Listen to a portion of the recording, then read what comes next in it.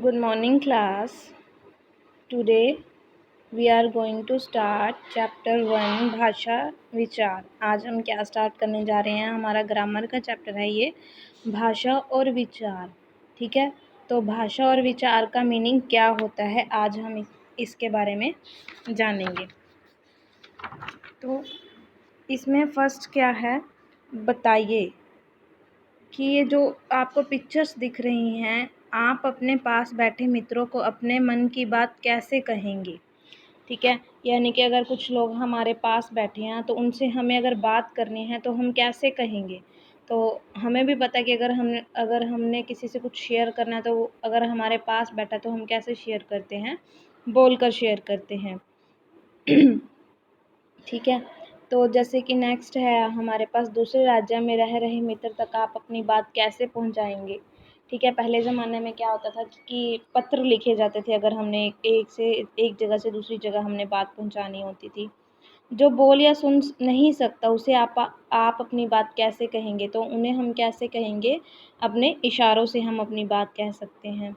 ठीक है, तो बोलकर, सुनकर, पढ़कर व लिखकर विचारों व भावों के आदान प्रदान की इन प्रक्रिया को क्या कहते हैं, भाषा कहते हैं।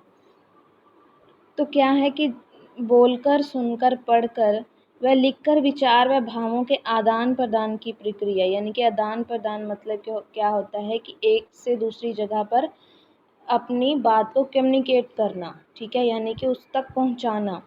ठीक है, इन प्रक्रियाओं को क्या कहते हैं, भाषा कहते हैं। भाषा शब्द संस्कृत की भाष धातु से बना है, जिसका अर्थ है बोलना। ये भाषा कहाँ से बना है, कौन सी लैंग्वेज से, संस्कृत लैंग्वेज से बना है, जिसका अर्थ क्या है, बोलना। तो आपके पास एक क्वेश्चन बन गया कि भाषा किसे कहते हैं, तो उसका आंसर क्या होगा, बोलकर, सुनकर, पढ़कर व लिखकर विचारों व भावों के आदान प्रदान की प्रक्रिया को क्या कहते हैं, भाषा कहते हैं। अगर नेक्स्ट क्वेश्चन बनाया जाए तो ये क्वेश्चन बन सकता है कि जो भाषा है कौन सी भाषा से शब्द लिया गया है, तो हम कौन सी भाषा से क्या कह सकते हैं, कौन सी भाषा से लिया गया, संस्कृत भाषा से, जिसका कौन से वर्ड से लिया गया, भाष वर्ड से, और जिसका अर्थ क्या है, बोलना। ठीक है, उसके बाद नेक्स्ट है, ये देखो बेटा, यहाँ पर हमें एक डेफिनेशन दी गई है। भाषा वह साधन है जिसके द्वारा मनुष्य अपने भावों व विचारों का आदान प्रदान करता है। तो भाषा क्या है, भाषा वह साधन है जिसके द्वारा मनुष्य अपने भावों और विचारों का आदान प्रदान करता है। तो उसके बाद क्या है, भाषा के रूप, यानी कि भाषा के कितने रूप होते हैं, उनको हम किस तरह से लिख सकते हैं या मतलब कि बोल के बता सकते हैं, इस प्रकार से उसके कितने रूप हैं, यानी कि भेद कितने हैं।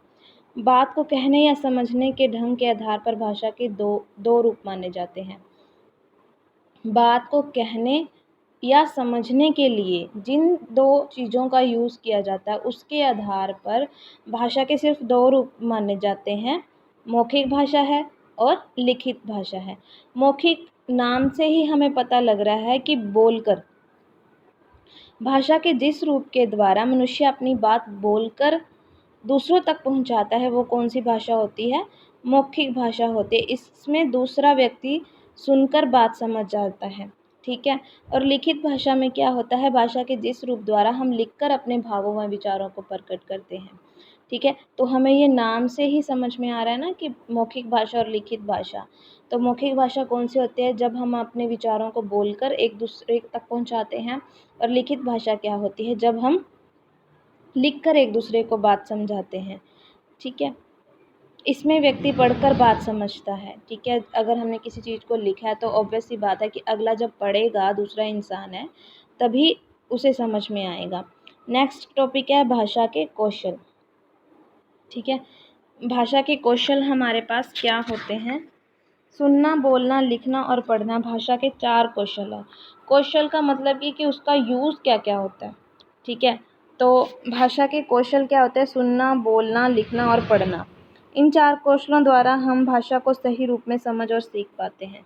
जब हमें सही सुनना आएगा, सही समझना आएगा, तभी हम उस भाषा को समझ पाएंगे। अगर किसी लैंग्वेज का, अगर कोई बोले जा रहा है, उस लैंग्वेज का मीनिंग ही हमें नहीं समझ में आ रहा, तो हम अगले की बात को कैसे समझेंगे।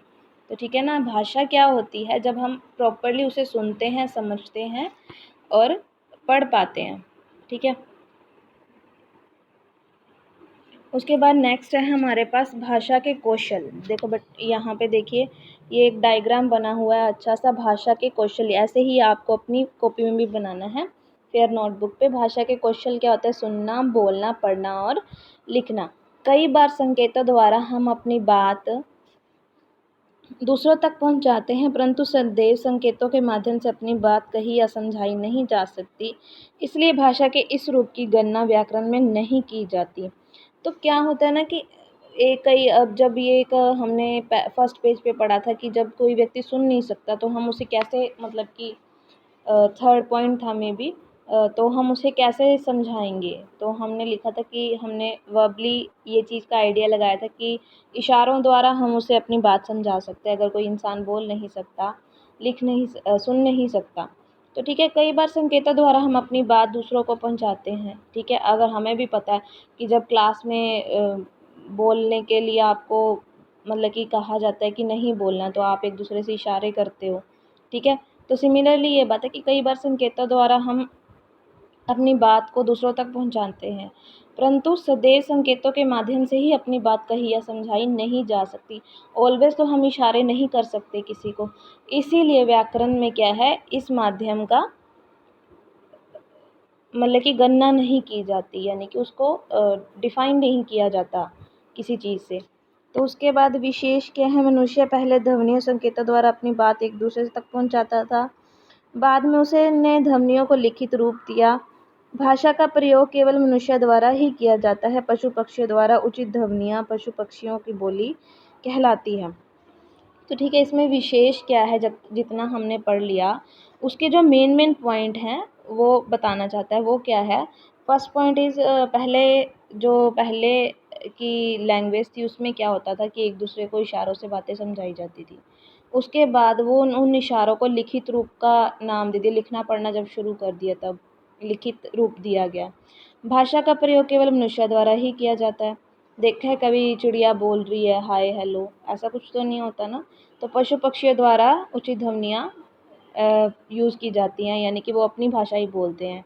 जैसे कौवा काऊ काऊ करेगा, कोयल कुहू कुहू करेगी, तो उस लैंग्वेज को हम क्या बोलते हैं? पशु पक्षी की बोली हम बोलते हैं। ठीक है, उसके बाद नेक्स्ट क्या है हमारी मातृभाषा। मातृभाषा वह भाषा है जो बालक सबसे पहले अपनी माँ या परिवार से सीखता है। अब मातृ नाम से पूरा हमें पता लग रहा है मातृ का मीनिंग क्या होता है? माँ। विच मीन्स कि अगर जब हम स्टार्टिंग से जो घर में लैंग्वेज बोली जाती है, पंजाबी है तो पंजाबी लैंग्वेज बोलेंगे, हिंदी है तो हिंदी लैंग्वेज का यूज़ करते हैं। ठीक है, अगर हम अच्छी परवरिश देना चाहें तो बच्चे को शुरू से ही हम इंग्लिश लैंग्वेज देना शुरू करते हैं। ठीक है, तो वो फर्स्ट लैंग्वेज क्या होती है? मातृभाषा वह भाषा है जो बालक सबसे पहले अपनी माँ या परिवार से सीखता है।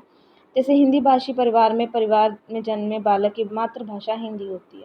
तो अगर कोई हिंदी परिवार में जन्म लिया है तो उसकी भाषा क्या होगी? मातृभाषा क्या होगी? विच मीन्स जो वो सबसे पहले सीखता है मातृभाषा का मीनिंग, तो वो क्या होगी? हिंदी होगी। बोली सीमित क्षेत्र में प्रचलित भाषा का अल्प विकसित रूप बोली कहलाता है। एक राज्य में अनेक बोलियां प्रचलित हो सकती हैं। बोली में साहित्य की रचना प्राय नहीं होती। अवधि ब्रज खड़ी बोली आदि बोलियों में साहित्य की रचना हुई थी, परंतु आगे चलकर केवल खड़ी बोली ही भाषा का रूप में ले गई, जो वर्तमान समय में हिंदी के नाम से जानी जाती है। तो बोली का कहने का एक मतलब कि अगर मैं कहूँ कि बोली क्या होती है? सीमित क्षेत्र में प्रचलित भाषा का अल्प विकसित रूप, यानी कि मतलब कि एरिया में कोई एक लैंग्वेज ऐसी है जो बोली जाती है, पूरे देश में नहीं बट एक छोटे से क्षेत्र में अगर वो बोली बोली जाती है। अल्प विकसित मतलब कि पूरी तरह से विकसित नहीं है। कुछ क्या करते हैं, हिंदी और पंजाबी मिक्स लैंग्वेज यूज़ करते हैं, तो वो क्या हो जाती है? अल्प विकसित हो जाती है। तो बोली क्या होती है? सीमित क्षेत्र में प्रचलित भाषा का अल्प विकसित रूप होता है। उसके बाद होती है राष्ट्रभाषा। राष्ट्र वह भाषा है जिसका प्रयोग देश के अधिकतर निवासियों द्वारा किया जाता है। हिंदी को भारत का की राष्ट्रभाषा कहा जाता है। तो राष्ट्रभाषा वह भाषा है जिसका प्रयोग देश के अधिकतर निवासियों द्वारा किया जाता है। तो राष्ट्रभाषा क्या होती है कि पूरे राष्ट्र द्वारा जो लैंग्वेज यूज़ की जाती है, जो भाषा यूज़ की जाती है, उसे हम क्या कहते हैं? राष्ट्रभाषा कहते हैं। राजभाषा वह भाषा जिसका प्रयोग देश के सरकारी कार्यालयों में कामकाज के लिए किया जाता है। ठीक है। राजभाषा क्या होती है कि नॉर्मली किसी जगह पर कोई ऑफिशियल वर्क हो रहा है तो उसके लिए जो लैंग्वेज का यूज़ किया जाता है, जो भाषा का यूज़ किया जाता है, उसे हम क्या कहते हैं? राजभाषा कहते हैं।